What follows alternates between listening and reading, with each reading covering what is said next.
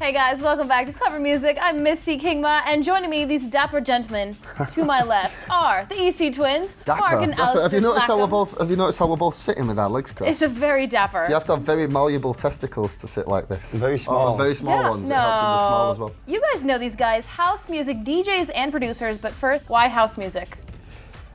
We fell in love with the scene. That's a good question. We fell in love with the scene when we were living in Manchester. We went to Edinburgh. We discussed it's pronounced Edinburgh. Yes. And in Manchester, we was in a project, and we'd been trying to go out to these pubs and bars, and even in Edinburgh, you'd end up out in these pubs and bars surrounded by football hooligans who were feeding each other pint glasses and fighting and hitting each other with pool cues, and we just didn't like it. And so, consequently, we would never go out. And then one night, we went into a house club, and it was just full of everything. There was straight guys and gay guys and black guys and white guys and rich and poor, just everybody together, everybody getting down to this music.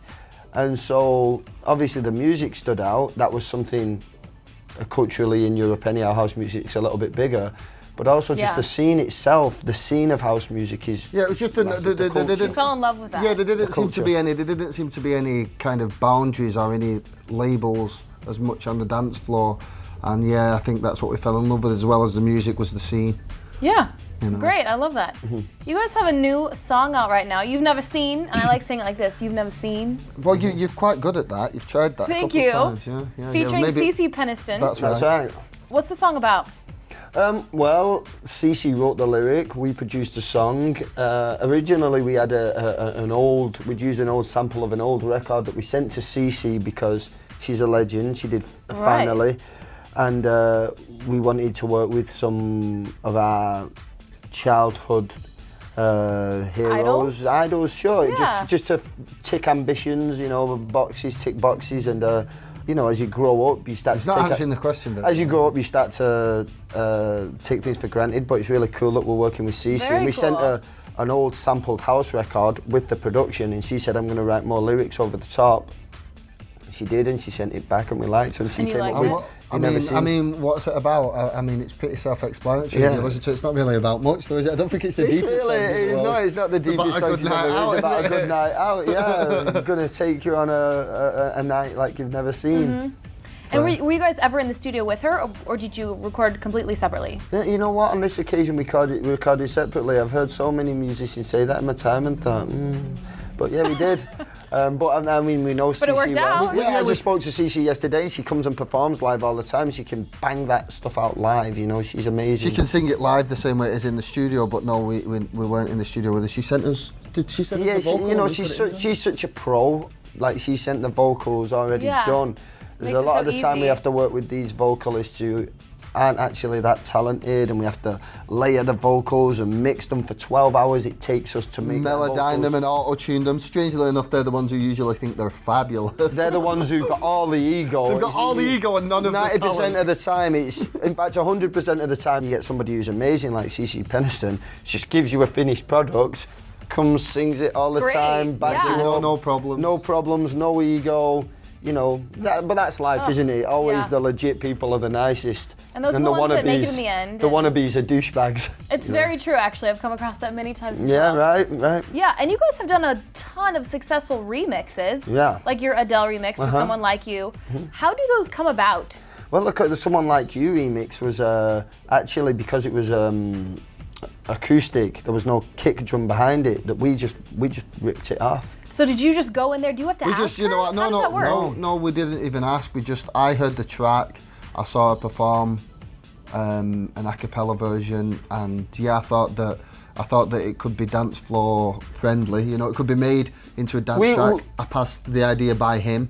We went into the studio, our management and everybody told us not to waste our time. Yeah, it took us Really? like. Yeah, because we weeks to can produce convince them. we can produce an original track in that time of which we can do what we want with. Right. Whereas with Adele's track, Or we could have done a paid remix where somebody was paying us to remix a song, whereas with Adele it was just a labour of love. But we wanted to prove that we could take. The only major artist at the time that we'd worked with was LMFAO. We'd done a remix for them for Right. Champagne Showers. and we just wanted to prove that we could remix major songs and do it really well. So, and it was the best remix out there. It ended up getting the play over the official remixes. It got a lot of radio play for us, a lot of stuff on Sirius. So There's still times that we want to do that. We were just talking about doing it with another song the other day, but I think we were talking about doing it with there's an Ellie Goulding song that I can't help but think that she's kind of gone down the same line as Adele and tried to have this heartbreaking acoustic number. And we could hear that it could be turned into a dance track, but we decided, look, we'll just work on our stuff. Okay, my next question, I love asking because it always surprises me.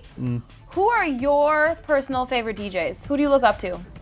We've never been unconditional fans of anybody, and at the same time, we love everybody who does something. By that I mean that you get these guys and they decide they like this DJ, and then he'll release a crap record. I'll do a crap set. And they'll still be like, no, he's the greatest. And I can walk into a club and see one of the greatest DJs in the world do an amazing set and be a big fan. And I mean, I think the correct answer from any DJ, and I really do think this is when asked who your favourite DJ, should be myself. That should always be your answer. Because you're up there, it's your artistic interpretation of how to play those records and what the crowd wants. So our favourite DJs, without doubt, would be ourselves. What's next for you guys? Well, we talked before the interview about a few things that are going on in terms of marketing, but for us I think it's all just about making the music now. I think that's the biggest thing. You're working for on us. new music right now. Yeah, and I think that's the biggest thing for us. We have coming out soon, we have a remix for Bass Clef. It's called Make Me Forget, which is a really nice song that's got a lot of heat. And then after that, I think hopefully by the end of the year, we have one called Dreams, our own. And then we have one called Rock and Roll Music. So you have a lot of stuff coming out. We have a lot. I mean, we've been in the studio for like 2 years now, right? Yeah, I just think that for a lot of the time that because we didn't in the beginning have a team around us, it was just me and Allister.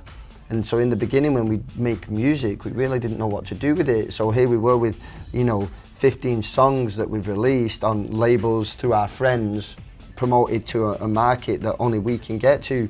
And only now... Like, for example, we've had a bunch of records out and certainly Never Seen has done well because, Tiesto got a hold of it and Chucky got a hold of it and Sander Van Doorn got a hold of it. And that's because it was signed to Dimitri and Mike's label, which is underneath Spinnin'. Spinnin' has a database and they can send it to these DJs and suddenly these DJs get our music. Whereas in the past, we released our music and twittered it.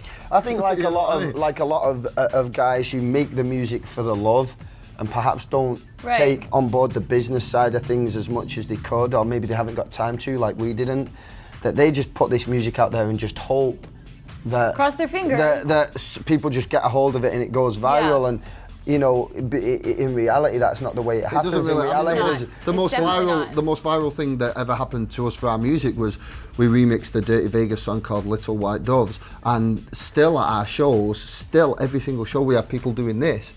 And requesting Doves. That record was the worst selling. The worst selling record we've ever had. Interesting. It was the worst selling record we've ever. Everything else is outsold. It was probably one of the best pieces of music we've ever made, but it was just everything else outsold it because the market wasn't in place. It's become like a cult hit amongst our crowd. Like it's got a cult following. But the bottom line is that what's next for us is for people, I think, to recognise us more as producers and remixers, and the fact that we're genuinely twins. I mean, believe it or not, but you didn't even know that one. Wait a minute, I'll help her out. Now I believe There you go. There you go. The pennies dropped. Well, you guys, thanks so much for coming in. I can't wait to see what's next for you now that the market is ready to embrace you fully. And you both have hats on, so we know that they're both twins. We are in fact twins. Thank you guys so much for coming in. A pleasure. Thanks for having us. Thank you so much. Right, okay, guys, stay tuned to Clever Music for more interviews. Bye.